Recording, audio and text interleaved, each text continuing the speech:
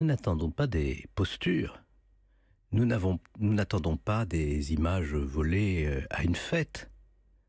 Nous n'attendons pas que le président de la République, dans le confort d'une réunion entre amis, revendique son autorité. Nous voulons des explications. Ces explications, c'est devant les Français qu'elles doivent avoir lieu. Le président de la République doit cesser de tourner autour du pot. Il y a dans notre pays, avec cette affaire Benalla, la révélation d'une sorte de confusion des pouvoirs. Les collaborateurs du président de la République ne doivent pas interférer avec la hiérarchie policière. D'ailleurs, ils ne doivent interférer avec aucune hiérarchie.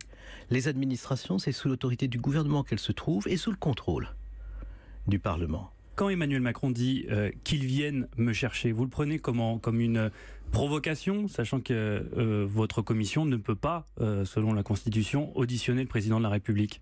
Écoutez, je ne commande pas, je respecte le président de la République, je ne veux pas tenir de propos désobligeants. Il y a quelque chose de presque puéril dans cette posture. Ça n'est pas du tout à la hauteur de ce que nous attendons. Nous respectons la Constitution. Le président de la République est responsable devant le peuple français. Il n'est pas responsable devant le Parlement. Nous auditionnons dans le respect de l'état de droit les représentants de l'administration, ses propres collaborateurs, les représentants du gouvernement, les syndicats de policiers qui ont beaucoup à dire sur ce qui s'est passé et sur la colère, le désarroi de beaucoup de policiers à qui on impute, à partir de l'action d'un imposteur, une sorte de bavure qu'ils n'ont pas commise. Et qui doivent être défendus et respectés. Alors, vous voyez, la posture qui consiste à laisser entendre qu'on pourrait venir le chercher au fond de son bureau pour l'écouter, n'a strictement rien à faire avec le sérieux avec lequel il convient de traiter les difficultés qui sont apparues, qui sont celles de...